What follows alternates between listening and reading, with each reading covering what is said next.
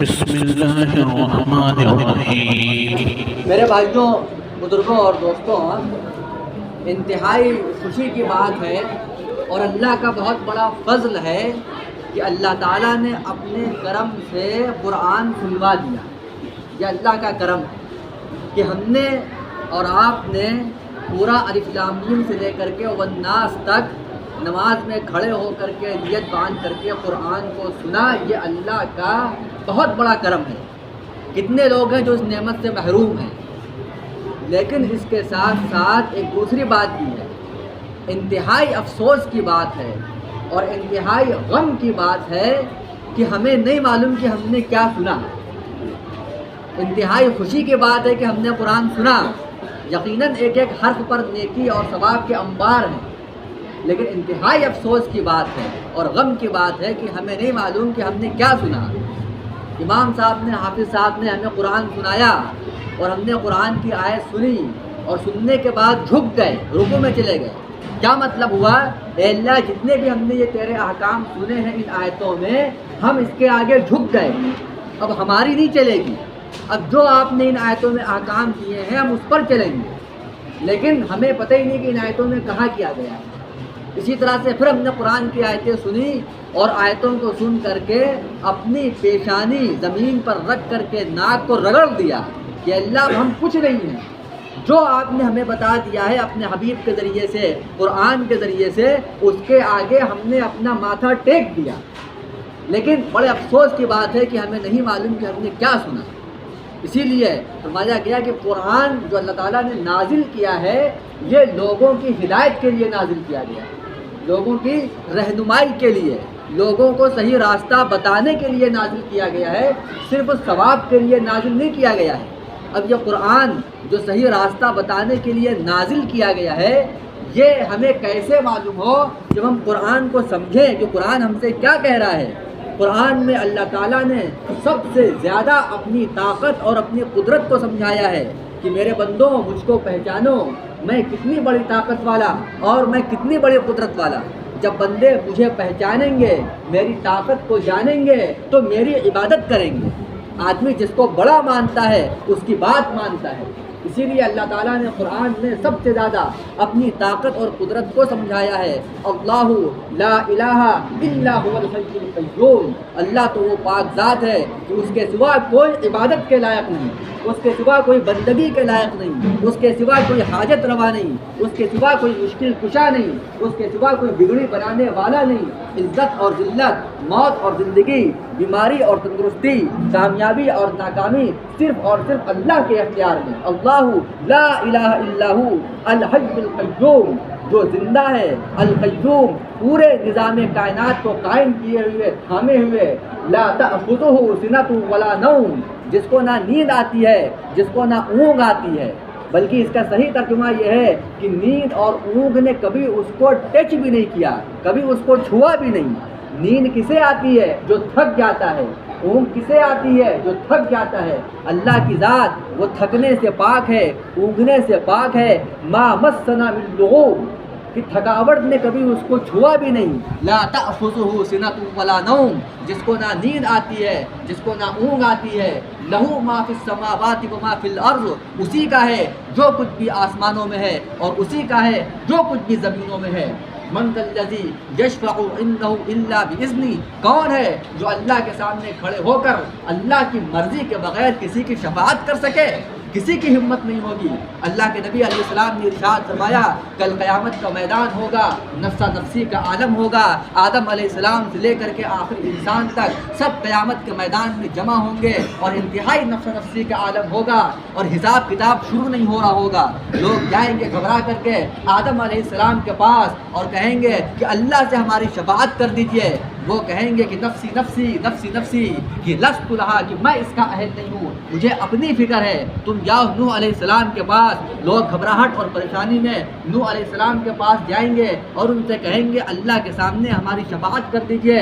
وہ بھی کہیں گے انا لست لہا، میں اس کا اہل نہیں ہوں، نفسی نفسی، مجھے اپنی فکر ہے۔ تم جاؤ ابراہیم علیہ السلام کے پاس۔ لوگ ابراہیم علیہ السلام کے پاس جائیں گے اور ان سے کہیں گے کہ آپ اللہ سے ہماری شفاعت کر دیجئے۔ وہ بھی معذرت مدد کر لیں گے. پھر لوگ جائیں گے موسیٰ علیہ السلام کے پاس, عیسیٰ علیہ السلام کے پاس, لمبی حدیث ہے. پھر آپ نے فرمایا کہ سارے کے سارے لوگ تم لوگ میرے پاس آؤ گے اور آ کر کے کہو گے کہ یا نبی اللہ سے ہماری شفاعت کر دیجئے. اللہ کے نبی فرمائیں گے کہ ہاں ضرور میں تمہاری شفاعت کروں گا. پھر آپ فرماتے ہیں کہ میں اللہ کے سامنے حاضر ہوں گا, وَأَخِرُّ لَهُ سَاجِدًا, اور اللہ کے سامنے سجدے میں سر رکھ دوں گا, وَأَحْمَدُ الْمَحَامِدِ, اور اللہ کی ایسی تعریف بیان کروں گا جو الفاظ اس وقت میرے ذہن میں نہیں ہیں. اللہ تعالیٰ اس وقت میرے اوپر القاء کرے گا, مجھے سمجھائے گا, اور میں اللہ کی تعریف بیان کروں گا, ایسی تعریف بیان کروں گا کہ اللہ کو جوش آ جائے گا, اللہ کی رحمت وہ متوجہ ہو جائے گی اور کہے گی کہ یا محمد ارفع راسک سل تعطى واشفع تشفع, اے محمد صلی اللہ علیہ وسلم سر اٹھائیے, آپ مانگیے آپ کو دیا جائے گا, سوال کیجئے سوال پورا کیا جائے گا, آپ شفاعت کیجئے آپ کی شفاعت قبول کی جائے گی. پھر اللہ کے نبی فرماتے ہیں کہ میں اپنی امتی کے لیے شفاعت کروں گا, اور پھر شفاعت ہوتی جائے گی یہاں تک کہ فرمایا کہ جس کے دل کے اندر بھی ذرے کے برابر بھی ایمان ہوگا, اللہ کے نبی ایمان والے کی شفاعت کریں گے, ہر ایمان والے کی شفاعت کریں گے. تو معلوم یہ ہوا کہ ایمان اتنا قیمتی چیز ہے جو ایمان کو بچا کر لے کے جائے گا, اللہ کے نبی اس کی شفاعت کریں گے. اور کب کریں گے؟ اللہ کی اجازت سے کریں گے. اللہ تعالیٰ اجازت دے گا کہ آپ شفاعت کیجئے, تو اللہ کے نبی کی شفاعت کا حقدار کون ہوگا؟ جو ایمان کو بچا کر لے کے جائے گا. معلوم یہ ہوا کہ ایمان کو بچانا بڑا مشکل کام ہے, اسی لیے فرمایا من ذا الذی یشفع عنده الا باذنہ, کون ہے جو اللہ کے سامنے کھڑے ہو کر کسی کی شفاعت کر سکے؟ یعلم ما بین ایدیہم وما خلفہم, جو آگے کو بھی جانے پیچھے کو بھی جانے, زمین کے اندر سے بھی واقف آسمان کے اوپر سے بھی واقف. يعلم ما بين أيديهم وما خلفهم ولا يحيطون بشيء من علمه إلا بما شاء, کہ کوئی اس کے علم کا احاطہ نہیں کر سکتا, کوئی اس کے علم کو حاصل نہیں کر سکتا. وسیع کرسیہ السماوات والارض, اس کی کرسی اتنی وسیع ہے جس نے زمین و آسمان کو اپنے گھیرے میں لے رکھا ہو, اور اس کی کرسی کتنی وسیع ہے. ایک حدیث میں اللہ کے نبی نے فرمایا, صحابہ اکرام سے جانتے ہو اس آسمان کے مقابلے میں زمین کی کیا حیثیت ہے؟ صحابہ نے کہا اللہ و رسولہ اعلم, اللہ اس کے رسول بہتر جانتے ہیں. آپ نے فرمایا اس پہلے آسمان کے مقابلے میں یہ زمین ایسی ہی ہے جیسے ایک بہت بڑے سے میدان میں ایک چھلا رکھ دیا جائے, اتنی چھوٹی زمین ہے. پھر آپ نے فرمایا اسی طرح سے دوسرے آسمان کے مقابلے میں یہ زمین اور پہلا آسمان ملا کر کے ایسا ہی ہے جیسے بہت بڑے سے میدان میں ایک چھوٹا سا چھلا رکھ دیا جائے. پھر آپ نے فرمایا تیسرا آسمان اس سے بڑا, چوتھا آسمان اس سے بڑا, پانچواں آسمان اس سے بڑا, چھٹا آسمان اس سے بڑا, ساتواں آسمان اس سے بڑا, اس کے اوپر اللہ کا عرش, اس کے اوپر اللہ کی کرسی, جس کے بارے میں فرمایا وسیع کرسیہ السماوات والارض, اس کی کرسی اتنی وسیع ہے جس نے پورے سات زمین و آسمان کو اپنے گھیرے میں لے رکھا ہے. ولا یعودہ حفظہما, پھر اس پوری کائنات کی حفاظت, اس کی نگرانی کرنا اللہ کو تھکا نہیں سکتا. وهو العلی العظیم, جو اتنا بلند ہے اتنی عظمت والا ہے. یہ ہم نے اور آپ نے نیت باندھ کر کے نماز میں قرآن سنا, اللہ اپنا تعارف کرا رہا ہے اور کیا کہہ رہا ہے کہ یا ایھا الانسان ما غرک بربک الکریم, اے انسان تو اپنے رب کو چھوڑ کر کے کہاں بھاگا چلا جا رہا ہے؟ تجھے کس نے دھوکہ دے دیا رب کی ذات کے بارے میں؟ اللہ نے اپنا تعارف کرایا اور اپنے حبیب کا تعارف کرایا. تو تمہیں پتہ بھی ہے کہ ہم نے تم کو کس کی امت میں پیدا کیا, تم کس کی امت میں ہو, میرے حبیب کا کیا مقام اور مرتبہ ہے. فرمایا اگر تم ان کی طریقے کی مطابق زندگی گزارو گے تو میرے محبوب بن جاؤ گے. اسی قرآن میں ہم نے اور آپ نے سنا, اللہ تعالیٰ فرماتا ہے قل ان کنتم تحبون اللہ فاتبعونی, اے میرے حبیب آپ لوگوں سے بتا دیجئے اگر تم یہ چاہتے ہو کہ اللہ تم سے محبت کرے, فاتبعونی, تو یہ لوگ آپ کے میرے حبیب کی اتباع کریں. اگر یہ میرے حبیب کی اتباع کریں گے, اللہ کے نبی کے طریقے پر چلیں گے, یحببکم اللہ, اللہ کے محبوب بن جائیں گے. یغفر لکم ذنوبکم, اللہ ان کے گناہوں کو معاف کر دے گا.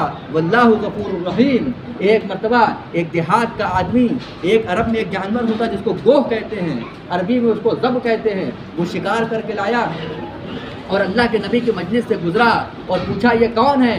لوگوں نے کہا یہ وہ ہیں جو کہتے ہیں کہ میرے پاس آسمان سے خبریں آتی ہیں اور کہتے ہیں کہ میں نبی ہوں. کہا اچھا یہ کہتے ہیں کہ میں نبی ہوں. اس نے اپنی اس مری ہوئی گوہ کو کندھے سے اتارا اور آپ کے سامنے ڈال دیا اور یہ کہا اگر یہ گوہ گواہی دے کہ آپ اللہ کے نبی ہیں تو میں آپ کو اللہ کے نبی مانوں گا. آپ نے گوہ کو دیکھا اور حکم دیا کہ یا ذب, اے گو, اے گو.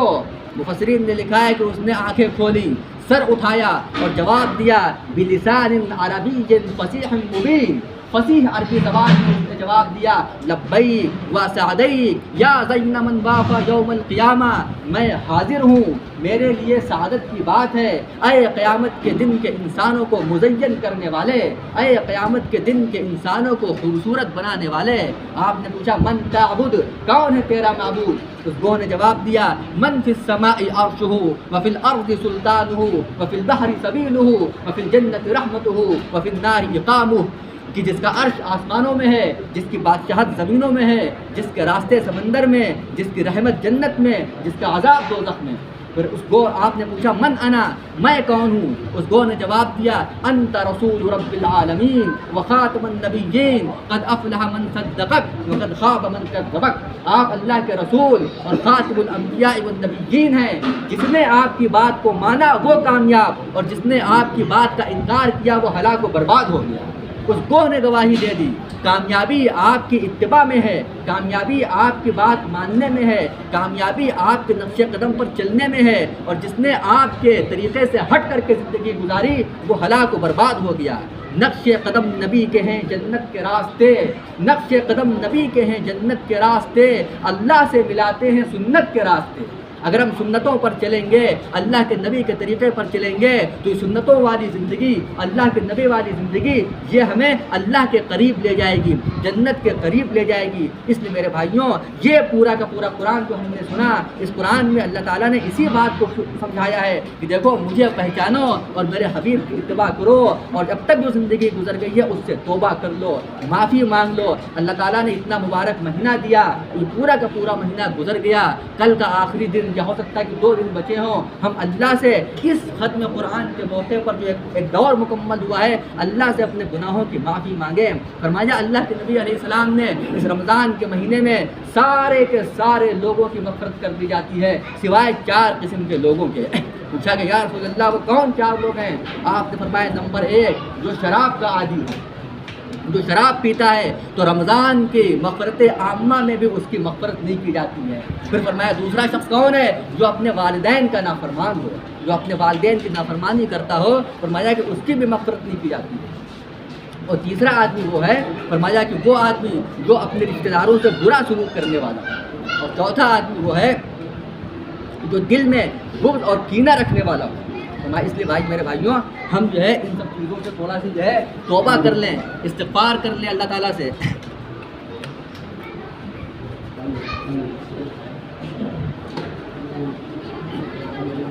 اس لیے میرے بھائیوں فرمائے 4 طرح کے لوگ ہیں جن کی مغفرت نہیں کی جاتی رمضان میں بھی۔ اس لیے ہم اپنے دل کو کینہ سے، بغض سے، حسد سے بالکل پاک اور صاف کر لیں۔ اللہ تعالیٰ ہم سب کو وہ معاف فرمائے، مغفرت فرمائے، اور اپنی زندگی کو اللہ کے نبی کے ویڈیو کو لائک اور شیئر کریں، ویڈیو کیسی لگی کمنٹ کر کے ضرور بتائیں۔